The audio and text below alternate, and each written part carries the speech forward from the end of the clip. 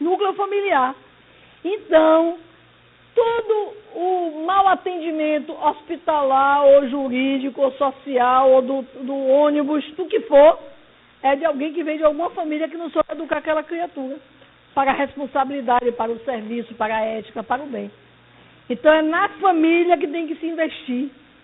Os centros espíritas, todos nós deveríamos ter escola de paz, para nos ajudar no relacionamento a como melhorar o caráter das criaturas, porque esse é o papel da família. O casamento é a base civil, legal, religiosa para a constituição da família. Aí nós sabemos que existe, eu não vou me delongar isso, porque senão a gente não vai chegar ao nosso final, sobre esse conceito de família, que no passado era o marido e a mulher com ou sem filho. Isso é o que vigia, né, até 1934. Então, se uma pessoa tivesse um filho fora do casamento, era ilegítimo. Hoje não existe mais isso, né? Hoje, uma união estável, monoparental, quer dizer, só um viúvo ou uma viúva, ou anaparental, uma irmã mais velha tomando conta da prole que o pai e a mãe deixou, é considerado família. E o conceito está até mais alargado, os homossexuais constituem família. Então, família é sempre quando duas ou mais criaturas, resolvem formar uma célula multiplicadora. Quais são os motivos e sentimentos que levam hoje ao casamento?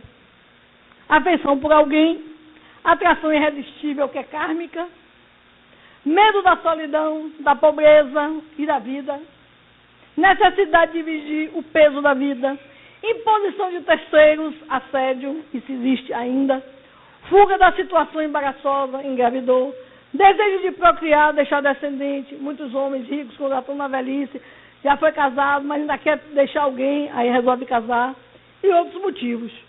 E aí tem um companheiro nosso espiritual que diz que são esses os tipos de casamento que a gente vê no nosso planeta. Expiatório. São antigos comparsas que se cobram. E durante algum tempo, parecia que era uma paixão irresistível, que vai logo cair a máscara e vir aquela intolerância. Provacional é um mais evoluído que aceita a convivência com o antigo desafeto ou afeto mal resolvido. O expiatório são comparsas, então é aquele relacionamento enervante, um culpa o outro direto, um cobra do outro, nunca se tem paz. No provacional, não, alguém já é mais evoluído, tem um mais calceta, mais danadinho, mas o outro procura sempre apaziguar. O sacrificial é uma alma já evoluída que pega um espírito bem ainda danado e trevoso para resgatar ele. É contada essa história num livro chamado Renúncia, que tem um espírito de escola chamado Alcione, que reencarna para resgatar um jesuíta bem ruinzinho, que mata sem dó nem piedade. E ela não consegue resgatar esse espírito. E de afinidade, tem por base o amor mútuo. São almas afins, amigas, sintonizadas. Um olha para o outro, já sabe o que está pensando. Não há discordância. É muito raro. Aqui é mais realmente expiatório e provacional. Sobre casamento, é uma decisão tomada em princípio durante o planejamento reencarnatório. E o vulgo não dizia, casamento é mortalha no céu se talha, porque realmente faz parte do planejamento reencarnatório. Raros são por afinidade. Por isso, se deduz que é um compromisso de reabilitação que envolve o interesse do casal e de outros seres, possivelmente dos futuros filhos, que promove a atração inicial de forma a viabilizar sua reencarnação. Então, nos namoros, os filhos fazem o pai e a mãe se sentirem no ilema porque ele tem interesse naquele conúbio sexual para ele reencarnar. E aí, depois que ele reencarna, diz que é porque o menino encarnou, o marido e a mulher começaram a se estranhar, ele ciumado do menino. Não é, porque aquele envolvimento fluídico que o interessado da reencarnação fez, ele deixou de fazer que ele tem encarnado, aí o encantamento acaba. E aí começam as brigas. Em decorrência disso, muitos casamentos, ao interesse inicial, segue-se o desencanto. Ou ainda pior, a união se torna insuportável. Isso está contado nesse livro, Vida e Sexo, de Emmanuel e Chico, na página 44, que só tem uma edição esse livro. situações provacionais ou expiatórias na família. Então, o mais importante não é o que eu vou elencar de expiações que a maioria de nós está vivendo pelo menos uma ou duas. É a gente entender isso aqui. Ó. As situações provacionais ou expiatórias, programadas durante o planejamento reencarnatório, tornam-se conflitos e não reajuste e solução quando há inconformação, rebeldia, revolta, omissão porque os envolvidos perdem ou não têm a noção clara da finalidade da vida corporal, que é o nosso aperfeiçoamento. Não creem na vida futura, mesmo dizendo espírita, é melhor eu me segurar aqui, que eu não sei o que é que tem lá. É melhor um certo do que o duvidoso. Não aceitam a base kármica do casamento, que no nosso nível, casamento ainda é compromisso de reabilitação. Nem aceitam como missão sagrada criar filho em base segura. É mais importante eu ter menos dinheiro e ter tempo para educar meus filhos do que ter mais dinheiro e deixar eles à toa. Porque é dever missão sagrada. Está lá no livro dos Espíritos. Criar os filhos em base segura e digna. E alguns acreditam que parente doente, idoso, não é sua obrigação, não. Ficou velho, bota no asilo.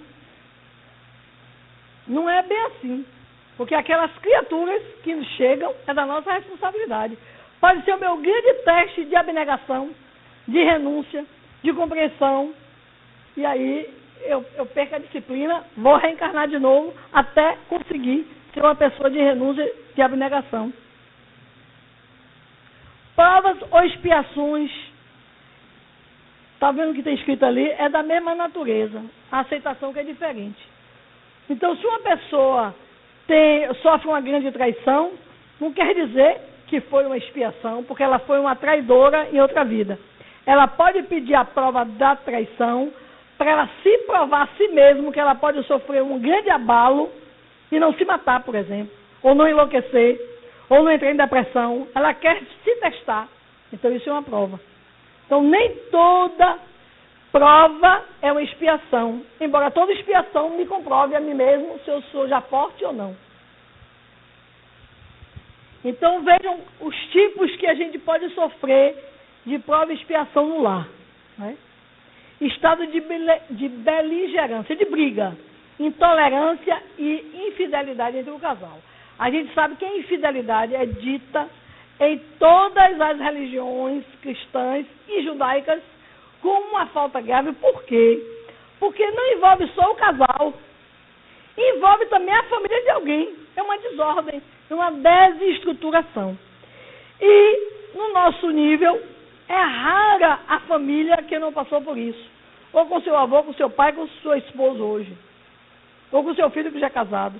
Então, sempre tem alguém incorrendo nesse tipo de dificuldade. Da dificuldade de ser leal ao compromisso assumido.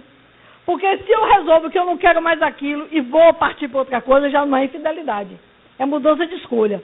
Mas eu querer duas coisas ao mesmo tempo é ser desleal comigo e infiel com o outro. Isso é falta grave. Isso vai me trazer uma complicação, uma rede de pessoas que vão interagir com aquela situação. Eu vou demorar um tempo para sair acertando tudo que eu desajustei. Um dos cônjuges muda de opção sexual durante o casamento. É uma prova muito difícil.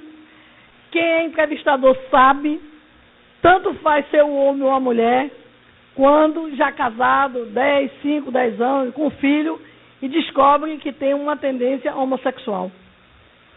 É difícil para quem está desertando e para quem vai ser traído. É uma prova dificílima, precisa de muita oração, muita compreensão, de saber que ninguém pertence a ninguém, ninguém é de ninguém.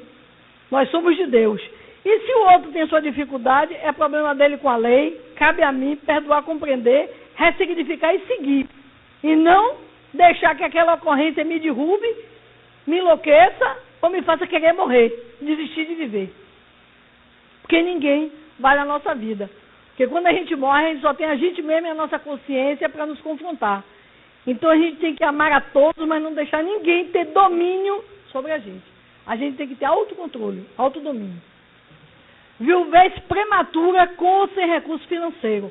Também é uma prova muito difícil. Eu conheci uma espírita linda, maravilhosa, na minha mocidade, e ela se desorganizou porque o marido morreu prematuramente. Saiu para jogar bola e caiu e bateu a cabeça no meio-fio e não acordou mais. E ela nunca tinha se separado dele para nada na vida. Nesse dia ele quis jogar bola, ela pediu para ele não ir, ele foi, e ela aí brigou com Deus. Não conseguiu aceitar aquela situação. Então, ela ficou viúva muito cedo, com 2 filhos pequenos. De vez em quando